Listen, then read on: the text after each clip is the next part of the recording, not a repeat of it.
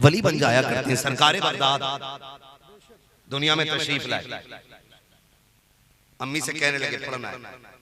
वो जो मुद्दत हुई बिस्मिल्लाह खानी की, अब तो हमारी नस्लों से बिस्मिल्लाह खानी की रस्म ही खत्म हो गई। बताओ हजरत कितनी जगह पे बिस्मिल्लाह खानी होती है? जब बच्चा 4 साल 4 माह 10 दिन का हो जाता है तो क्या होता है? किसी बुजुर्ग के जरिए बच्चे की बिस्मिल्लाह खानी कराई जाती थी। अच्छे लोग आते थे, हमारे बच्चों को बिस्मिल्लाह पढ़ाते थे, है ना, एहतमाम होता था, अच्छे लोग दुआ के लिए बैठते थे, फिर बेटे अपने वक्त के वली बना करते थे। आज 90% लोगों को बिस्मिल्लाह खानी का नाम ही याद नहीं रहा, उसूल ही खत्म हो गए हमारे बीच से। वालिदा मदरसे लेके गई बगदाद वाले को, बिस्मिल्लाह खानी होनी है बच्चे की। जब शुरू हुई ना बिस्मिल्लाह खानी, उस्ताद ने कहा पढ़ो, कुछ आता है? कहा जी। का जितना आता उतना पढ़ो। जब आने की बात आई ना, 17 पारे बगदाद वाले ने पढ़ डाले थे। 16 की भी रिवायत है, 17 भी है, ठीक है जी। 17 पारे बगदाद वाले ने पढ़े। उस्ताद कहने लगे बेटे पढ़ने आए हो कि पढ़ाने आए हो? गर्दन झुक गई। उस्ताद का एहतराम देखे। बगदाद वाले से उस्ताद कहते बेटे जहां 17 पारे पढ़े थे वहीं पे बाकी पारे भी पढ़ लिए होते। कहते हैं हज़रत मैं किसी मदरसे में गया ही नहीं किसी मदरसे में। कहा फिर ये पढ़े कहां से? कहा रब ने मेरी माँ को 17 पारों का हाफिज बनाया है। कहने लगे जब माँ के शिकम में था ना, तभी मैंने 17 पारे याद कर डाले थे। मैं आपसे कहता हूं, आज लोग कहते हैं कि मुआशरे का असर बच्चों पे पड़ता है, तरबियत का असर बच्चों पे पड़ता है। मैं कहता हूं दुनिया में आने के बाद हमारा बच्चा 8 साल का हो जाता है, खड़े होकर पेशाब करे, अम्मा से कहो जाके ना तुम्हारा बेटा खड़े होकर पेशाब कर रहा था। कहता जी मौलाना छोड़िए, अभी बच्चा ही तो है, समझ जाएगा, अभी उम्र ही क्या है, 6-7 साल का है, शऊर आएगा कुछ समझ जाएगा। नहीं, गलत सोचते हैं हम लोग। हमारे बच्चों को 6 साल के बाद ही 14 साल में जाके शऊर आएगा। नहीं, याद रखिएगा हमारा इस्लाम हमें ये सहन देता है जब बच्चे माँ के शिकम के अंदर आ जाए, तभी से माँ के तरीके बदल जाने चाहिए, तभी से बच्चों की तरबियत का आगाज हो जाया करता है। जो बच्चे माँ के शिकम के अंदर होते हैं और माँ कुरान की तिलावत की आदी होती है तो बच्चे डांसर पैदा नहीं, बच्चे कुरान के कारी पैदा होते हैं। अगर माँ तस्बीह की आदी होती है तो बेटे वली पैदा हुआ करते हैं। क्या तुमने नहीं देखा? जाओ यहूद और नसारा का तरीका देखो। जब औरतें 19 से हो जाती हैं तो वो अपने हाथों में कॉपी लेती है, भले कितनी भी बड़ी डिग्री उनके पास हो, लेकिन प्लस माइनस के सवाल हल किया करती है, क्योंकि उनकी उस तालीम का असर बच्चे के जहन पे पड़ा करता है। ये तो आज की तरक्की है, हमने 1400 साल पुरानी तरक्की भुला डाली है, हमने वो तरबियत भुला दी है जब पैगंबर ने हमें अता की थी। जब बच्चे माँ के शिकम के अंदर आए, माँ को कुरान का आदी हो जाना चाहिए, लहजे संभाल के बात करना चाहिए, अपने बच्चों से प्यार से बोलो, किसी से लड़ने की जरूरत नहीं है। और शौहरों से भी गुजारिश है, जब औरतें 19 से हो जाए उनके साथ ज्यादती न करना, सख्त लहजे से बात न करना, वरना आपके बच्चे जो पैदा होंगे या तो ज़हनी मासूर पैदा होंगे, या ज़हनी मरीज पैदा होंगे, या आसाबी एतबार से कमजोर पैदा होंगे। इसलिए कि जो बीतती है माँ के दिमाग पर वो उतना करती है बच्चे के वजूद पर। आपसे कहना ये चाहता हूँ, ए मेरी कौम की बेटी हो, अगर तुम किसी बच्चे को जन्म देने वाली हो तो फिर सीरियल के आगे न बैठना, टीवी के आगे न बैठना, मोबाइल न चलाना, गाने न सुनना, रिमोट न लेना, रब तौफीक दे, कुरान लेके बैठ जा, तो तेरी होगी, आने वाला मोहम्मद बिन कासिम आ जाए। नारे तकबीर, नारे रिसालत, उलमाए अहले सुन्नत। जाओ जाके बहनों को बता दो, सरकार गौसे पाक कहते हैं कि मैंने ये 17 पारे तब हिफ्ज़ कर लिए थे जब माँ के शिकम में था। कैसे कैसे? फरमाते हैं कि मेरी माँ आटा गूंथती थी तो कुरान पढ़ती थी। बोले सुभान अल्लाह। हाँ, अगर अब भी दिल पे असर ना हो ना तो फिर मौलवी मुजरिम नहीं, फिर जाके कमाई सर्च करना कि हराम की थी कि हलाल की थी। जो बगदाद वाले की महफिल में मुंह नहीं खुल रहा था, और या फिर पूछना अम्मा तरबियत कैसी की थी। तवज्जो है सारे लोगों को जो मैं बात अर्ज कर रहा हूँ आपसे? क्या कहा मैंने? अल्लाह आपको सलामत रखे, सब कुछ याद। ऐसे भी जज्बात में ना बहें कि भूल जाए। सरकारे बगदाद की जिंदगी कहते माँ जब झाड़ू लगाती थी तो कुरान पढ़ती थी, माँ जब खाना बनाती थी तो कुरान पढ़ती थी। आज ना ये तो सबका ही अलम, यहाँ की बरकत नहीं है। सारे लोगों की ये टेंशन, कई फोन आते हैं अब्दुल कादिर भाई बड़ा कमाते हैं भाई, मगर क्या करें, खूब पैसा आता है लेकिन पता नहीं क्यों खत्म हो जाता, बचता ही नहीं। कह रहा लकीरें देखिए, अरे जिसे रास्ता ना पता वो लकीरें ढूंढ लेगा, है तो खुद रास्ता मैप में देख के चलते, और मौलवी तुम्हारी हथेली देख के लकीरें बताएगा। मैंने कहा अगर लकीर ही दिखानी है तो किसी रज़्क़ फकीर को जाके देखा, फिर देख लकीरें वो देखे जिसे टूटी लकीरों को जोड़ना आता है ना। टूटी टुटाई बताने से फायदा क्या, कभी उसकी चौखट पे जाओ जो टूटी लकीरें जोड़ देता हो। देखा तो सही, पैसा क्यों नहीं रोक दिया कि मैंने मोबाइल में देखा था, ये खुली होती है ना तो पैसा रुकता ही नहीं। पता नहीं कहां से बताते, उल्टी हमारी देख रहा था, बोले देखे तुम्हारी, मैंने हमारा मुकद्दर बहुत अच्छा है, रब ने हमें हुजूर का नौकर बनाया है, बात ही खत्म। और हम तो खुल के कहते हैं कोई घमंड नहीं, कोई औकात नहीं, हमारी औकात तो साइकिल भर नहीं थी। हाँ हम तो कोई, हमें कुर्सी तो बड़ी बात है, अपने मोहल्ले में शायद बैठने जगह नहीं देता, ये तो हुजूर का करम है जो जहाजों में उड़ रहे हैं। हम तो फख्र से कहते हैं ये नाज ये अंदाज हमारे नहीं होते, झोली में अगर टुकड़े तुम्हारे नहीं होते, मिलती ना अगर भीख हुजूर आपके दर से, इस शान से मंगतों के गुजारे नहीं होते। नारे तकबीर, नारे रिसालत, जश्न गौसे आज़म, नारे हैदरी। सुभान अल्लाह, सुभान अल्लाह, जिंदाबाद जिंदाबाद, बहुत खूब। सुन रहे सारे लोग, है ना। इनाम देने का काम तो माशाल्लाह ये लोग कर ही रहे, नौजवान बड़े बूढ़े खाली हाँ कर दें तो मेरी थकन उतर जाएगी। चलें आगे, कह दें जरा या रसूल अल्लाह। सही बता रहा हूँ, लोग ये तो कह देते हैं फोन नहीं उठाता है, ये भी कह देते बात नहीं होती है, और करीब करीब हर नकीब का ये तंज मेरे ऊपर रहता ही है कि तारीख झाड़ों में लो तो फिर पसीना आ जाता है। मगर भाई यकीन मेरा भी एक दर्द समझो, मैं अगर कहीं जल्दी पहुंच जाऊं तब सोने मिल जाता है, या अगर रोड अच्छा मिल जाए तो गाड़ी में सो लेते, वरना कभी कभी 3 दिन हो जाते हैं बिस्तर पे कमर नहीं लगती है। ये भी थोड़ा सा समझा कर। हाँ कुछ तो मजबूरियां रही होंगी, यूं कोई बेवफा नहीं होता, कोई तो बात है, कुछ तो मजबूरियां रही होंगी, यूं कोई बेवफा नहीं होता। आज सबको ये तकलीफ है ना, बरकत नहीं है। जाओ वजीफा मैं दे रहा हूँ, बड़ा तावीज दे रहा हूँ, जाओ जाके बहन बेटी से कहो आटा निकाले ना कंटर से तो बिस्मिल्लाह पढ़, चावल निकाले बर्तन में बिस्मिल्लाह पढ़, आटा गूंदने बैठे ना तो देख सर का बाल ना खुलाओ, कनीज़े फातिमा बन आटा गूंदन भी पे दरूद पढ़ पढ़ के गूंदा कर, दरूद पढ़ पढ़ के गूंदा कर। जाओ जाके बहनों से कह दो कि जब भी खाना बनाने की बारी आए, क्या जाता है 3 मिनट वजू में लगते हैं, वजू कर बिस्मिल्लाह पढ़, खाना बनाने की तैयारी में लग जा, याद आ जाए यकसुई हो मदीने वाले पे दरूद पढ़ना शुरू कर दे। खुदा की कसम खा के कहता हूँ, जितनी रोटियां बहनें बनाएंगी, जितने लुकमे बेटे भाई खाएंगे, एक एक लुकमा जिस्म के अंदर जा करके नूर बन जाएगा। उसके हाथ से निकाला गया खाना भाई से बरकत बन जाएगा, फिर ना बरकत रुकेगी ना किसी की नमाज छूटेगी। ये जो खा पी के नमाज पढ़ने दिल नहीं करता ना, इसमें जरूर बिना बिस्मिल्लाह के खाने का कमाल है।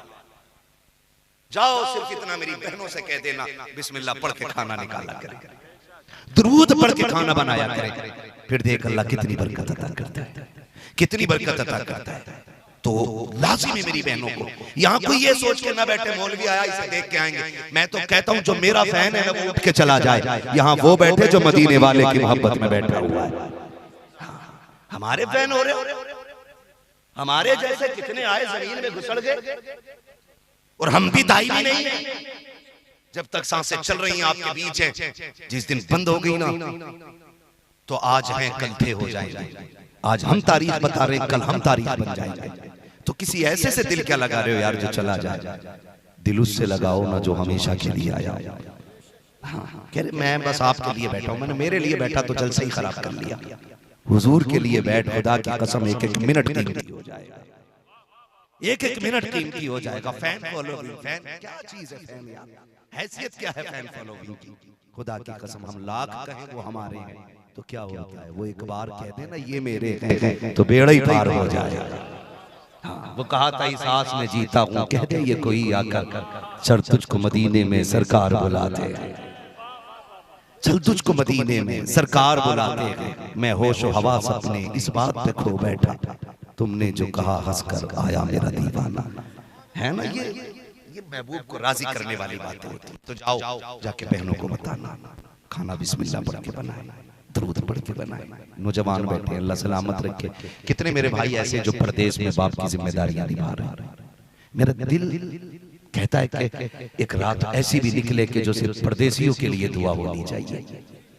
बड़ी बात होती है। मैं उन जवानों को मुबारकबाद पेश करता हूँ जो वतन छोड़ के ना परदेश जाके माँ बाप के लिए, परिवार के लिए परदेश में जिंदगी काट रहे हैं।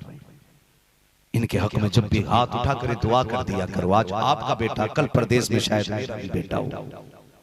दुआएं किया करो, दुआएं किया करो। मेहनत लगती है, यूं ही परदेश नहीं काटा जाता।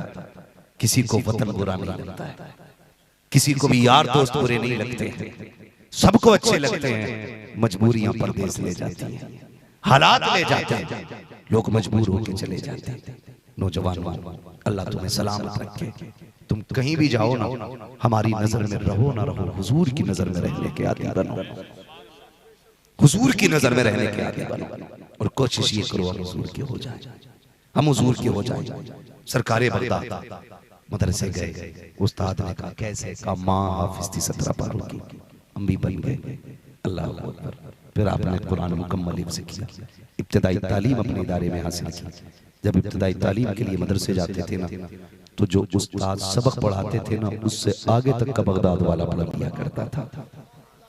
तो उस्ताद कभी कभी कहते थे जिन्न हो के इंसान हो। फरमाते थे इंसान हो, मेरे बाप वो है, मेरी माँ वो है, मेरे नाना का नाम ये है, मेरे दादा का नाम ये है, मेरा परिवार वो है, बताते थे। फिर उस्ताद मुस्कुराया करते थे। खुदा की कसम, बड़ी जात वाला है बगदाद वाला, बड़ी शान वाला है। नसीब वाले जिन्होंने बगदाद वाले की महफिल सजाई है। सुभान अल्लाह। जाओ वजीफा लेके चले जाओ। जिसके घर में बरकत ना हो ना, हर महीने गौस पाक की 11वीं मनाया करें। सुभान अल्लाह, बेशक हर महीने गौस पाक की 11वीं मनाया करें। लेकिन 11वीं मनाने के भी उसूल होते हैं। सेठ जी मुंबई से गाड़ी से आए, गांव में 11वीं है तो निकाल के 11 ही रुपए देंगे। कह रहे हर महीने 11वीं करता हूं, बरकत नहीं हो रही। ऐसे नहीं होती है। तेरी जेब में कितना ये भी बगदाद वाला जानता है, कितना रहा है ये भी बगदाद वाला। बेशक आप लिमिट बनाइए, हमें हर महीने इतनी में 11वीं शरीफ में इतना खर्च करना। और फिर देखो अल्लाह कितनी बरकतें अता फरमाता है, कितनी बरकतें अता फरमाता है। बात रह जाएगी तो मनाएंगे इंशाअल्लाह 11वीं शरीफ। सारे वादा करें इंशाअल्लाह करेंगे 11वीं शरीफ, और वादा करें इंशाअल्लाह 11वीं करते रहिएगा। मुकद्दर की बात है। सरकारे बगदाद इब्तिदाई तालीम हासिल की, उसके बाद प्रदेश गए। जाने लगे प्रदेश में तो वालिद का तो इंतकाल हो गया। अक्सर वलियों की विलायत के पीछे माँ की दुआएं का और फरमा होती है। अल्लाह जिसे जितना बड़ा बनाता है ना, उसे उतने ही इम्तिहानात से गुजारता है। अक्सर आप देखें वलियों की विलायत के पीछे माँ की मेहनतें शामिल होती हैं। सरकारें को सिर्फ आप यतीम बाप नहीं, माँ है। परदेश जाने लगे तो माँ ने कहा रुक बेटे, इंसाफ देखे, मेरे पास 80 सिक्के रखे, 40 तू ले जा, 40 भाई के लिए छोड़ दे। आज का अगर हम जैसा होता ना, कहता अम्मी ये तो घर रह रहा है, मैं परदेश जा रहा हूँ, मुझे 50 दे दो, इससे 30 दे दो। हम नियत खराब कर लेते। लेकिन सैयद कौनैन का शहजादा है, हाँ वो है ना, बचपने में ही तरके पिस्ता करे, दूध पीते की निस्बत पे लाखों सलाम। हुजूर को हजरत हलीमा सादिया लेके चली, दूध पिलाने लगी तो एक तरफ का दूध पिया, दूसरी तरफ का मुंह नहीं लगा रहे। लोगों ने कहा पी क्यों नहीं रहा है? तो कहने लगी कि लगता है मेरा एक बेटा है ना, वो भी दूध पीता है, एक उसके लिए छोड़ा है, एक अपना हिस्सा मुकर्रर किया है।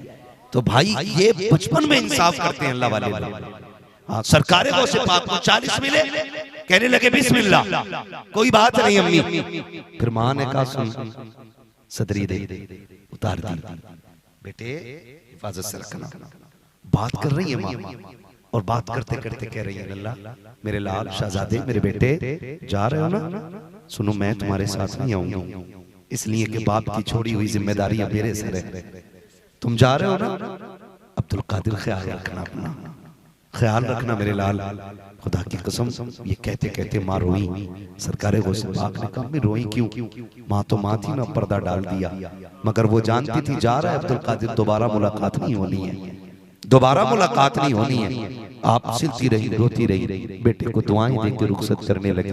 जब गए ना दरवाजे तक पहुंची, माँ ने फिर आवाज दी अब्दुल कादिर जी माँ एक बार और आके माँ के सीने से लग जा। माँ जानती थी फिर जब आएगा बेटा तो माँ दुनिया छोड़ चुकी होगी, तारीख कबा है। ओ लोगों तुमसे मेरी गुजारिश है खुदारा परदेश जाया करो। मैं बीवियों के हक मारने की बात नहीं करता हूँ, मैं ये नहीं कहता हूँ इनको सताओ, क्योंकि ये भी आपके लिए आई है। इन्होंने बाप तुम्हारे लिए छोड़ा, माँ तुम्हारे लिए छोड़ी, बहन तुम्हारे लिए छोड़ी, भाई तुम्हारे लिए छोड़ा है, बचपन की सहेलियां तुम्हारे लिए छोड़ी है, घर पुरानी यादें तुम्हारे लिए छोड़ आई है। इनका हक है कि इनके साथ इंसाफ किया जाए, इनके साथ प्यार से पेश आया जाए। लेकिन ऐसा भी नहीं होना चाहिए कि जब परदेश जाते हो 3 घंटे बीवी से तन्हाई में बैठ करके हाले दिल कह के भी जाते हो, सुन के भी जाते हो। कम से कम खुदा 10 मिनट बैठ के तन्हाई में माँ से बात कर लिया करो। तुम्हें क्या लगता है कि तुम्हारे गम में सिर्फ तुम्हारी बीवी रोया करती है? नहीं, तुम्हारी बीवी तुम्हारे सामने रो सकती है, लेकिन माँ तन्हाई में छुप छुप के रोया करती है। वो परदेश जाने वालों तुम्हें क्या पता है जब तुम परदेश में जाकर के 8 दिन माँ को फोन नहीं करते हो, वो किसी से शिकायत नहीं करती है। क्यों? क्योंकि वो जानती है अगर पड़ोसी से जाके कहूंगी कि फोन लगा दे बेटे से बात करनी है, शायद वो पूछेगा तेरा बेटा बात करता है कि नहीं,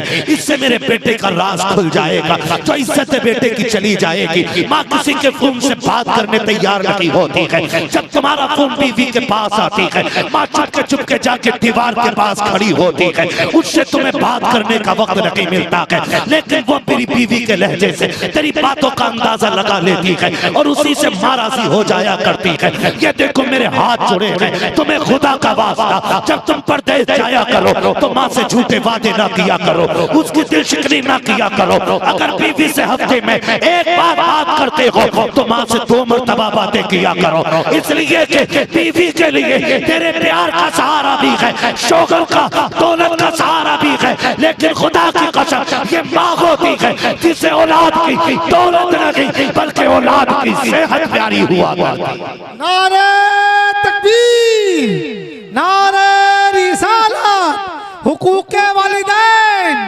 नारे हैदरी।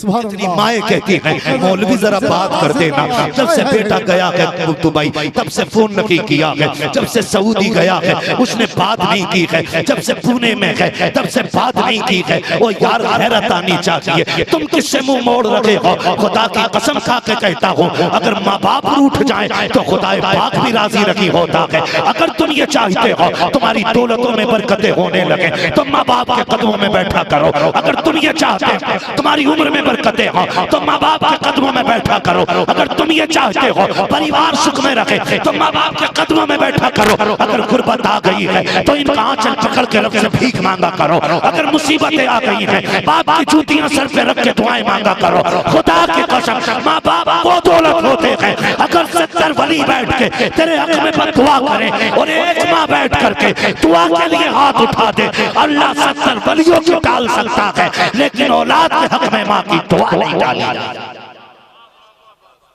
रोना आता है हमें, तकलीफ होती है, हो सकता है किसी को बुरा लग जाए, लेकिन सुन मेरे भाई माँ माँ होती है, माँ माँ होती है, उनका बदल कोई नहीं, उनका बदल कोई नहीं। बेटा अल्लामा ही क्यों ना, कसम खा के कहता हूँ, ये दुनिया भर में घूमने वाले उलमा, रात भर रोड पे रहने वाले उलमा, जानते हो हम पूरी जिम्मेदारी से ये बात कह सकते हैं अब्दुल कादिर भाई कि जब जाए तो बीवी सोती हुई मिल सकती है, लेकिन माँ सोती हुई नहीं मिल सकती है। माँ सोती हुई नहीं मिल सकती है। तेरी कमाई पे पलने वाला तेरा बेटा भी ऐसी रूम में होगा, वो भी कंबल तान के सोया होगा, लेकिन बाप की आंख नहीं लगती है। वो उठ उठ के घड़ी देखता है, आया नहीं, आया नहीं, सर्दी आ गई है, सर्दी आ गई है, रात के 10-10 बजे बूढ़ा बाप ना कंबल में लिपट के तुम्हें चौक में दिखा दूंगा खड़ा हुआ, जिसकी कमर सीधा नहीं होने देती है वो भी लाठी टेक के खड़ा होता है। गाड़ी रोक के पूछो चाचा कहीं छोड़ दे, कोई काम हो बताएं। कहा नहीं आप जाओ। कहा क्यों खड़े हो? कहा बेटा काम पे गया था अभी तक नहीं आया। जबकि ये वो बेटा है जो बाप का चश्मा तक बनाने राजी नहीं होता है। ये वो बेटा है जिसको बाप की 5 रुपए की गोली भी भारी लगती है, जो उसका खांसी का सिरप लाते हुए ये कहता है कि तुम्हें पालूं के औलाद को पालूं। उसके लिए बाप चौक में आके खड़ा हो गया। इसे जरूरत थी कंबल की, इसे जरूरत थी रजाई की, लेकिन बेटे के प्यार ने इसे सोने नहीं दिया। तुमसे हाथ जोड़ के कहता हूँ खुदारा बाप की कदर करना, बाप की कदर करना। खुदा की कसम ये कभी मत सोचा करो हमारी माँ हमसे प्यार करती है बाप प्यार नहीं करता है, कभी मत सोचना। आप ये फैसले इसलिए कर लेते हो ना कि माँ एकदम रोने लग जाती है और बाप रोता नहीं है। नहीं, इसका मतलब ये नहीं है बाप को प्यार नहीं है। अगर तुझे देर हो गई तो माँ अगर रो रही है ना तो देखना खुदा की कसम चैन से बिस्तर पे बाप भी नहीं ले पाता है, वो भी करवटें बदलता है। उसकी कदर करना यार। उस दिन बड़ी तकलीफ हुई, एक बच्चे ने फोन करके मुझसे कहा मौलाना मेरे अब्बा को समझा दो। मैंने कहा क्यों? कहा मेरी इज्जत पे आंच आ रही है। मैंने कहा क्या है तू क्या करता है? कहा मैं कुछ भी नहीं करता हूँ, लेकिन मेरा बाप रक्षा चलाना नहीं छोड़ रहा है। मैंने कहा कोई और काम कर लो, लेकिन रक्षा नहीं छोड़ रहे। मैंने कहा फिर तू क्या कलेक्टर है, मिनिस्टर है जो तेरी नाक कट रही है? कहा मैं तो कुछ भी नहीं हूँ। मैंने कहा जब वो रात को आके लेटे ना उसके तलवों पे सर रख के रोने लग जाना, कहना अब्बा एहसान है तेरा कि तू रक्षा चला के पसीने में कपड़े भिगो के खिलाता है, शुक्र है किसी के खून में डूबे हुए लुक़मे नहीं खिलाता। उस बाप का एहसान मान जिसने इतनी ते उठा के तुझे पाला, जिसने रक्षे चला के पाला। आज उसके रक्षे से तुझे गैरत आ रही है। जब बीमार हुआ था इसी रक्षे पे लेके दौड़ा था तुझे, इसी रक्षे पे लेके जंगलों के चक्कर काटे थे इसने। आज तो कहता है इससे नाक कट रही है। इज्जत करना इस बाप की। कभी बाप को समझना है मंडी में जाके देख, कभी माँ को समझना है हॉस्पिटल जाके देख। खुदा की कसम माँ खुद बीमारी की शिकार हो गई है, लेकिन बच्चे को गोद में सीने में लगा के हॉस्पिटल के दरवाजे पे सरकारी अस्पताल में 6 घंटे लाइन में लगी रहती है। कभी तू भी बाप के लिए 1 घंटा लगा लाइन में? लगा कहीं?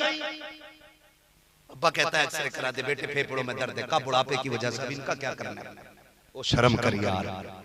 जब गाड़ी नहीं थी तो ये कंधे पे लेके दौड़ते थे, आज गाड़ी है तुझसे बाप गाड़ी में नहीं जाता, तुझसे माँ साइकिल पर नहीं खींचती। आज जाओ, दौर बदलने में देर नहीं लगती है। अल्लाह कादिर मुतलक है, वो जिसे चाहे तख्त से उठा के तख्ते पे डाल देता है और जिसे चाहता है तख्त से उठा के तख्ते पे लेटा देता है। वो कादिर मुतलक है। हमने इतनी छोटी सी उम्र में कितने लोगों के हालात बदलते देख लिए। हमारे सामने करोड़पति लोग रोडों पे आ गए और कितने नंगे पैर चलने वाले आज महलों में राज कर रहे हैं। दौर बदलने में देर नहीं लगती है भाई। यही बाप है जो साइकिल पे लेके दौड़ता रहा। आज इसके लिए 10 रुपए की दवा नहीं, 10 रुपए की दवा नहीं आज इसके लिए। आज माँ से ऊंचे लहजे में बात करते हो। माँ माँ होती है। अब्दुल कादिर हाँ मेरे सीने से लग जा, सीने से लगाया। माँ के आंसू पोछे बगदाद वाले ने। अम्मी रो रही हो? का बस तेरी जुदाई रुला रही है। हाँ तेरी जुदाई रुला रही है। जाने लगे ना, माँ ने हाथ पकड़ लिया। एक काम करेगा मेरा बेटा? जी अम्मी का एक वादा और कर जा, जिंदगी में मौका कैसे भी आ जाए, वक्त कैसे भी आ जाए, बेटे झूठ नहीं बोलना है, झूठ नहीं बोलना है। मैं कभी कभी सोचता हूँ जो आलम अरवाह में वली है, माँ के शिकम में वली है, जो पैदा होते ही रोजा रख रहा है, उससे माँ झूठ का वादा क्यों ले रही है? उससे माँ कह रही है झूठ ना बोलना। बहुत गौर किया तो समझ में आया ये जो तौबा करके जन्नती बने थे ना, इसमें कमाल अब्दुल कादिर जिलानी का नहीं, इसमें माँ का भी कमाल शामिल है। गोया गौसे पाक की अम्मी देख रही थी, अब्दुल कादिर तू चलेगा? हाँ बेटे जाएगा। मैंने सदरी इसलिए छुपाई है ताकि आसानी से मिल ना सके। वो भी जानती थी अब्दुल कादिर झूठ नहीं बोलता है, लेकिन आपने एडवांस में बाज़ाब्ता तौर पर इशारा दे दिया था, जाएगा डाकू मिलेंगे, सारे लूटे जाएंगे, लेकिन तेरे पैसे हाथ नहीं आएंगे। फिर तुम्हें बुलाया जाएगा, मिनवान वही हो रहा है, सबको लूटा गया है, सबके पैसे छीने गए हैं। आखिर में बगदाद वाले आका की बारी आई है। का तुम पे क्या गए, का 40 सिक्के सोने के गए, का किधर गए, का माँ ने सिलाई लगा के रख दिए गए, का दिखा किधर गए, जब सिलाई तोड़ी गई खन खन सिक्के गिरते गए। उसने कहा कैसा बच्चा है, जानबूझ के अपना नुकसान कर रखा है, अगर झूठ बोल देता हमें तो मिल ही नहीं रखे थे तो बच जाते, तूने सच बोल करके इन पैसों को गवा दिया है। बगदाद वाले ने मुस्कुरा के कहा था कितने अजीब लोग हो, अगर मैं झूठ बोल देता पैसा तो बच जाता, लेकिन माँ से किया हुआ वादा टूट जाता। का कहना क्या चाहते हो, का मेरी माँ ने वादा किया था झूठ ना बोलना, कहते माँ की जबान पे 40 सिक्के तो क्या है, 40,000 कुर्बान है। डाकुओं के सरदार ने कदम पकड़ लिए, कहने लगे माफ कर देना, कितना अजीम बच्चा है, तू माँ का वादा नहीं भूला, हम खुदा का वादा भूल गए हैं। ऐसा कर हमें छोड़ के ना जा, तौबा करा के हमें भी रब का नेक बंदा बना के जा। अल्लाह, जब सरदार ने तौबा की ना तो वो जो चम्मच थे चेले थे उनके मतलब साथ वाले वो भी सारे आ गए। अस्तगफिरुल्लाह, मैं उनको चम्मच ने चेले कहना चाह रहा हूँ, लेकिन आज के चमचों ने जुबान इतनी गंदी कर दी है, बात बात में वही निकला करके, समझ रहे ना। बस इतना समझे मेरी बात। आगे उन्होंने कहा सरदार 24 हाथ की ये जन्नत अकेले कैसे जा सकते हो, जन्नत अकेले कैसे जा सकते हो। का तुम जन्नत में जाओगे तो हम भी तो जाएंगे। फिर सब ने तौबा की, और बगदाद वाले का कमाल ये था जिसे तौबा कराते थे ना, उसे सिर्फ तौबा नहीं कराते थे, उसे रब का वली बना दिया करते थे, उसे रब का वली बना दिया करते थे। बातें बहुत बढ़ जाएंगी, वक्त हो गया मेरे अजीज। जब तक जिंदा रहना बगदाद वाले की 11वीं करते रहना। मुबारकबाद के मुस्तहिक नहीं उन जवान जिन्होंने बगदाद वाले की 11वीं की महफिल सजाई है। अल्लाह इन बच्चों के माँ बाप की उम्रों में बरकत अता फरमा दे। अगर चले गए हैं दुनिया से तो अल्लाह उन्हें बेहिसाब जन्नत अता फरमा दे, बेहिसाब जन्नत अता फरमा दे। जो बगदाद वाले का हो जाता है वो मदीने वाले का हो जाता है, और जो मदीने वाले का हो जाता है वो काबे वाले का हो जाता है। ठीक है ना। तभी बरेली वाले ने कहा था कादरी कर कादरी रख, कादरियों में उठा कदर अब्दुल कादिर कुदरत नुमा के वास्ते। तो 9-10 तारीख को बिलग्राम शरीफ का उर्स है, आएंगे इंशाअल्लाह। सुने, सैयदों के घर की मेहमानी ना मुकद्दर से मिला करती है। उस दिन ना इंशाअल्लाह वल अजीज जितने भी आएंगे सब पे मदीने वाले की नजर होगी। मैं नहीं चाहता मेरे बेटे की बात खराब हो, मेरा बाप नहीं चाहता मेरे बेटे की बात खराब हो, मेरे दादा ने नहीं चाहा मेरा पोता जलील हो। जब हमारे आबाओ अजदाद अपनी नस्ल को इज्जत देना चाहते हैं तो फिर जब उवैस मियां के मेहमान बनेंगे, क्या मदीने वाले के उन पे नजर करम नहीं होगी? वाह वाह वाह वाह, है कि नहीं? आएंगे इंशाअल्लाह। नो नो नो कहते इधर वालों को नोट देना अलग से कार्ड छपा के देते हैं। कितनी तारीख है? नो। हाँ, चचा ने हाथ उठा दिया। देखो भाई, एक बात याद रखो, जवानी उम्र से नहीं होती है, जवानी जज्बात से होती है। हाँ, जवानी जज्बात से होती है। अगर जज्बा खत्म तो जवानी खत्म। और 70 साल में भी अगर जज्बा सलामत है ना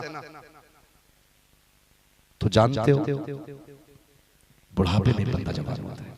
उन्होंने चचा ने हाथ उठाया। उम्मीद है जब यहाँ के बूढ़े लोग इतने मजबूत हैं तो जवान और भी ज्यादा मजबूत होंगे, है ना? कौन सी तारीख है उसकी? 9-10 इंशाअल्लाह हम चलेंगे। कारी साहब से का हुक्म है कि हुजूर का शजरा पढ़ लूंगा। क्या राय आपकी? अगर सुभान अल्लाह कहते हुए थके नहीं हुए ना भाई, खड़े होकर अगर पढ़वाओगे मेरी हालत खराब हो जाएगी।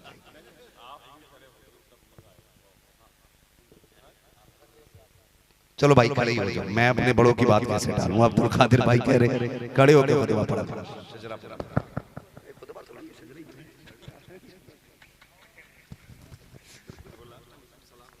अच्छा, मसला सलाम का बहुत अच्छे लोग हैं माशाल्लाह। कहते हैं जरा सुभान अल्लाह। ऑपरेटर साहब अगर बहुत अच्छा आपका साउंड रहा है, अगर थोड़ी सी आवाज बढ़ जाएगी तो मुझ पे थोड़ा सा रहम हो जाएगा, ठीक है ना? आपसे मैं बता दूं, मैंने आपसे बार बार हाथ नहीं उठवाए सुभान अल्लाह के लिए, और मैं मजबूर भी किसी को नहीं करता हूं। उसकी वजह ये रहती है ना कि जब आशिक बैठे होते हैं ना तो फिर धक्का लगाने की जरूरत नहीं पड़ती है। बात दिल से लगती है हुजूर की ना तो फिर जबान से सुभान अल्लाह निकला करता है।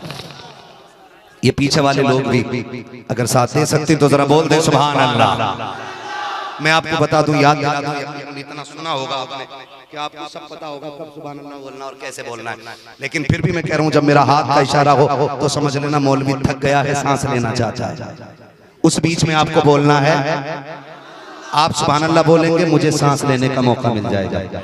अल्लाह राजी होगा तो आपको भी नेकी मिलेंगी और आपके सदक़े में मुझे भी मिलेंगे।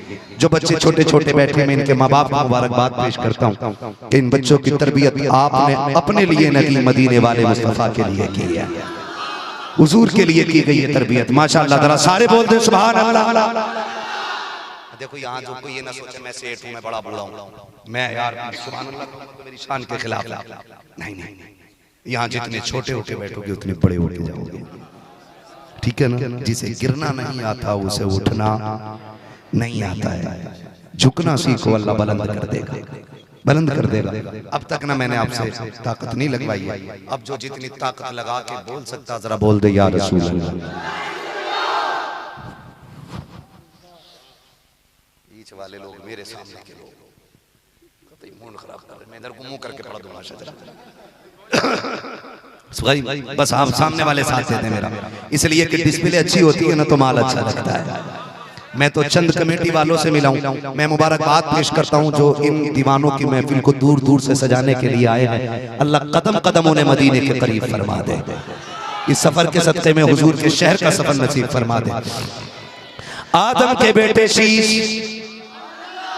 और जोर से आदम के बेटे शीश, शीश के बेटे यानस, यानस के बेटे कैनान, कैनान के बेटे मेलाइल, मेलाइल के बेटे ब्यारत, ब्यारत के बेटे इदरीस, इदरीस के बेटे मुतवश्शिक, मुतवश्शिक के बेटे लबक नेक नाम, लबक नेक नाम के बेटे नूह, नूह के बेटे साम, साम के बेटे जुल्हाल, जुल्हाल के बेटे शाले, शाले के बेटे आबिद, आबिद के बेटे दाता, दाता के बेटे रावा, रावा के बेटे सारू, सारू के बेटे नाखुर, नाखुर के बेटे तारिक, तारिक के बेटे इब्राहिम खलीलुल्लाह, सुभान अल्लाह, इब्राहिम खलीलुल्लाह के बेटे इस्माइल ज़बीहुल्लाह, इस्माइल ज़बीहुल्लाह के बेटे केदार, केदार के बेटे अवाम, अवाम के बेटे हमल, हमल के बेटे साबित, साबित के बेटे सलमान, सलमान के बेटे रईसा, रईसा के बेटे इलियासा, इलियासा के बेटे उदौद के बेटे हव्वा, हव्वा के बेटे अदनान, अदनान के बेटे मोहित, मोहित के बेटे नदार, नदार के बेटे मुदिर, मुदिर के बेटे इलियास, इलियास के बेटे मुदरिका, मुदरिका के बेटे खदीमा, खदीमा के बेटे किनाना, किनाना के बेटे नदर, नदर के बेटे मालिक, मालिक के बेटे फार, फार के बेटे गालिब, गालिब के बेटे लुई, लुई के बेटे काब, काब के बेटे मुर्रा,